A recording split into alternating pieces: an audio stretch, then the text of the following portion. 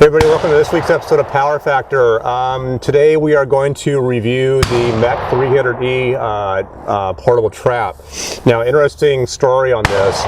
During the earlier episode that we had done on the clay target machines here that we use for sporting clays here at Granite Falls, we mentioned during the episode that if anybody associated with MEC was interested in us having do a side-by-side comparison with the Promatic, we'd be more than happy to do it. Well, lo and behold, Mickey at MEC ended up contacting us and asking us if we were interested in doing that, and said yes, we definitely are. Indeed. And was contacted by Mickey and Simon and got a machine out here. So we are testing out the 300E. And Dave, you were mentioning before that you didn't think in terms of a comparable machine relative to the...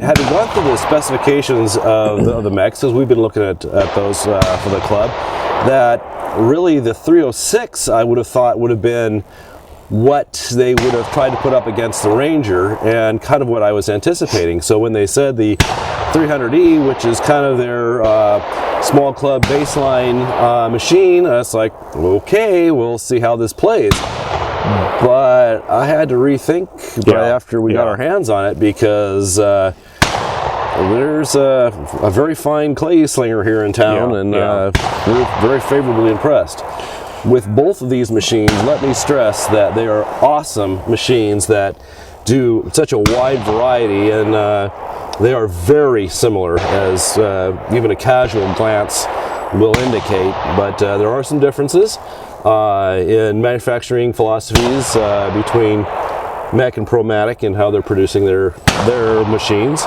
And they're both great machines that would serve any club well. So let's talk about the 300E. What things we like about it. First off, I would say in terms of the 300E is that it has a stainless steel table and a stainless steel throwing platform. So the table is this piece here, and the throwing platform is this. It's all stainless steel. The carousel is also stainless steel, even though you can't see it. The carousel is stainless steel underneath. They use an E-coat process for corrosion resistance, and then they powder coat over on top of that. The rest of the machine, in terms of coating, the main frame here again, which is steel, is powder coated. The trailer here is E-coated and then powder coated also, very similar to the carousel. But the main advantage of the stainless steel is that you'll see this a lot with the BioTargets, is that the BioTargets will corrode the throwing surface of the machines, which we've seen around here, quite a few of ours, to the point that it becomes very rough. But the other thing that's really interesting here, also thing that MEC has done, is they've installed a counterbalance on the throwing arm. This, to me, is a brilliant design idea. It was kind of interesting. I was reading an article about MEC, and they had commented about one of the main things that MEC can do is, since they're fabricators, they can come up with different design ideas and then apply them immediately to see how they work. I was talking to Simon about this, and what their original intent here of the counterbalance on the arm was to reduce target breakage. The idea was with the counterbalance on the arm there, that the motion of the arm as it's triggered will be a lot smoother as opposed to without the counterbalance. And Simon has told me that that with the counterbalance on there, that it has definitely reduced the number of broken birds that they've had. But he said the other interesting side effect was that it also ends up throwing the birds slightly further than what it does without the counterbalance, which I thought was also very interesting. And again, that kind of makes sense, because from the standpoint of the arm coming around, it's not a very quick accelerated motion, it's more of a linear motion, and when it hits the bird, it's more of a smooth transition on the bird. And you had commented that possibly the wobbling of the bird may be the difference there. Right, it definitely is a very smooth throwing machine, and anything that causes the machine itself to jerk around is wasted energy. Right. Because something had to create the force to move it. And so if you're transferring the most amount of energy into the clay target, but doing it smoothly, is definitely to the advantage of the energy transfer.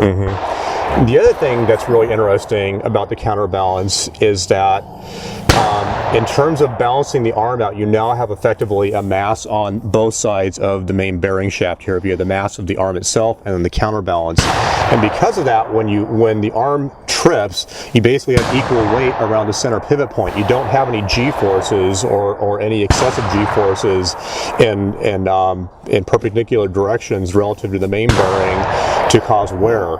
And the reason I bring that up is that we have two Promatics now that have had main bearings fail. The Promatic over here, same main bearing assembly here, but you can see here there is no counterbalance in that arm, and we've had two different main bearings now fail on the Promatics, and I'm thinking that counterbalance definitely has to be an improvement from that standpoint of eliminating G-forces on that main bearing. Well, let's look at real quick also at the control box here in the motor. The control box, which is kind of interesting here I'm just going to kick this over real quick so you can see it. On the Mech is made out of metal versus the plastic control box that you have on the Chromatic. And one of the reasons that they pointed out in doing this is that when the machines are left out in the sun, in the heat, the UV will eventually end up cracking or can degrade the plastic boxes. So they went to a full metal box. The thing that's also interesting is that rather than being held on by screws, it's being held on by standard battery post wing nuts here. The point being is that, if something fails or whatever, and you need to get inside the control box, you don't need to have a screwdriver to go off and be able to open it. And secondly, if you drop the screws and lose them, these are commonly available down at your hardware store as standard wing nuts. And the other interesting thing in terms of the Mech box is that they use a circuit breaker rather than a fuse for the main control. And also the relay can be plugged in and unplugged simply by plugging into a socket versus having to unscrew it. So it makes things a little bit faster there in terms of if you do have to get inside the box. I like the idea of the circuit breaker. Do you know, Dave, on the Promatic, are they still using a fuse? Or are they They're using a fuse. They are using a fuse. Yeah, there's a 30 amp fuse inside of it. Yeah. So breaker, in my opinion, is definitely the way to go with respect to that. Because if it blows, you just trip it and you're up and running again. Right. And we've only had to replace one fuse on them, and it was on the machine that the bearing's locked up on. Of course, the fuse blew to protect the motor, just as it was designed to do. Right. So the other thing I really like about on the Mech here is the adjustability of it, and I refer to this as infinitely adjustable. In terms of being able to adjust the machine, they have the main handle here for tilt, which I can show you, and pull that back, and I can tilt it fully up, fully down, and then anywhere in between, and lock it into place. The same thing is true here for lateral motion. So I undo the front handle, the back handle, then I can adjust it anywhere I want to go here in terms of that motion. And again, lock it down. If you compare that to the Mech has basically fixed pins, which are very fast. You pull the pin out, you adjust it up, you adjust it down. The problem is that, as an example, let's say I'm here, this is my one position, next position is there, but let's say I want to be right here. Well, I can't do that. And there have been numerous times where you're throwing this thing and you've got a tree right in a particular position. I'm trying to thread it through a hole. You're trying to thread it through a hole, and one position is either, too far to the right, or too high, or whatever the case is, and the other one is, too far the other way, and your only recourse is going out and, putting something under one of the wheels. You got to go out and you've got to find a log or a block or a stump, or just, basically anything to prop up either the tail or prop up the wheel. And it sounds like a minor thing, but it's a hassle that you've got to go out and find something to adjust, get that little bit adjustment that you're looking for. With the Mech, you don't have that problem because of the fact that it's really, you can adjust this thing anywhere in between, anywhere within its range. So the other thing that's also interesting is the cart or the trailer design. As you can see here, first off, the size of the wheels is dramatically different, and these are run flat tires? They're foam-filled tires, but they have some give to them, as opposed to the Mechs, which are a hard rubber tire. And on our Batu machines, you cannot move the Batus with any targets in it, or you're going to lose a lot of them. You have to unload the targets because the hard rubber tires bounce over any bit of gravel. We don't have paved roads for these things to be transported on. We are moving them through the woods and along gravel paths, and so they're not particularly smooth, and they're very jarring on the clay bird. So definitely advantage with the difference in the wheels between the two parts. Yeah, it is definitely much easier to move this machine around compared to the Promatics in just terms of just picking it up and moving it. But the other thing it's really interesting here is the width or the track of the cart or the trailer can be adjusted. So you can bring the wheels in, you can move the wheels out. Now the interesting point there is that you can bring the wheels in for basically transport. So if you have like a trailer or something like that you're having to move a lot of machines on, you can bring all the wheels in and you can pack a lot more of the machines on a trailer.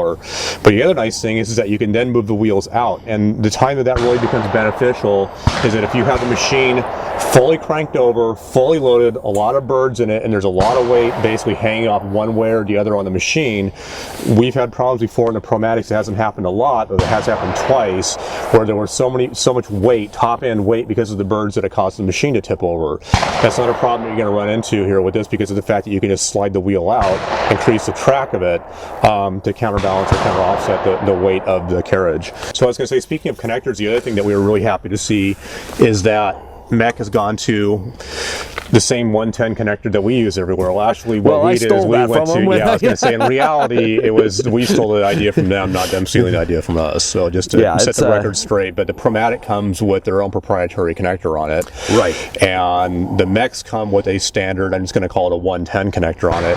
The nice thing about the 110 connectors is that you can basically make your own extension cords, because you can just go to the store and get an extension cord and plug it in and you're off and running. With the Promatics, you have to use, well, I don't know what you end up using there. Do they have extension cables that you can buy? Well, you could, yeah, I'm sure that they do, or you buy the ends and build them up yourself, or you do what we did, which was just take their pull cord, and I literally just cut it and put a standard 110 connector on it. So I've changed nothing on their machine. It's exactly the way it shipped from the factory. It's just the, so I didn't void the warranty on the machine. I might have voided the warranty on the pull cord, but the machine is exactly the way it came. But then everything is interchangeable, because we had 5 different types of connectors with the different machines that we had, and that was not doable. Yeah. So we needed to go to convert to a single standard. And the way we coded these things is with the male and female, so you can't plug this into a wall accidentally. Yeah. Right. So it's, I mean, you plug this into the wall and press the button, you're gonna pop a circuit breaker. But you know, you can't reverse power these things with 120 volt AC. Yeah. Yeah. So that was, I mean, I think that was a definite, you know, good decision on MEC's standpoint of doing that, and also we, you know, followed suit basically of doing it to all of our machines, and then on all of our delay boxes we've done the exact same thing in terms of the connectors on that. So it works out very, very well. One of the good things is, you can run down to any hardware store and get a replacement if something goes. And the other thing, like, is, you know, the extension cables that we have sometimes set machines out where they're, you know, over 100 yards out in the field that you're throwing a bird in from, and the cords are about 150 feet at most, which leaves you short. So yeah, you just throw an extension cord or two on there and you're right to the machine. So yeah, it works out very well.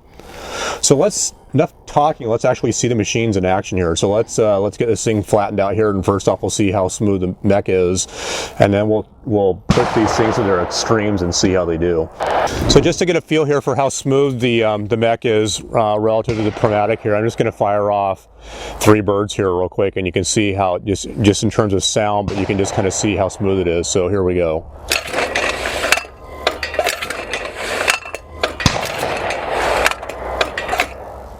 And then compare that to the Promatic. Hang on a sec.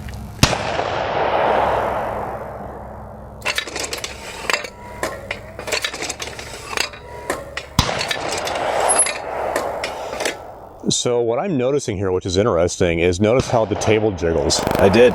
Yeah, I mean the MEC is jiggling much less than the Promatic is. I would think.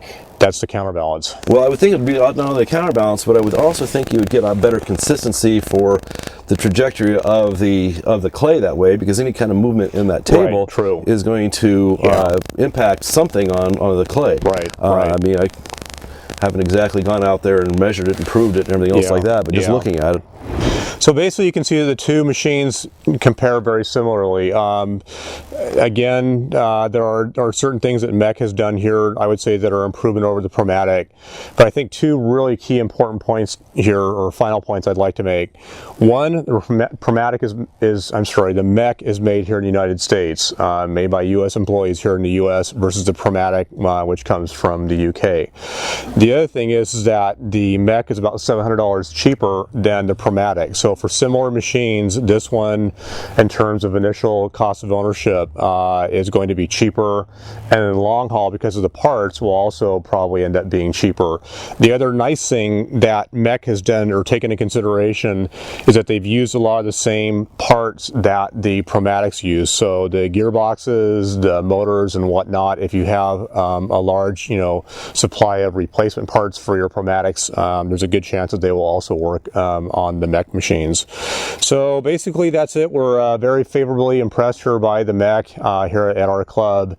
And if I was going to venture a guess, I was probably going to say that we will probably switch over to all MECs in the future here. I really think that the value for the dollar is really high with the MEC machines compared to the Promatics.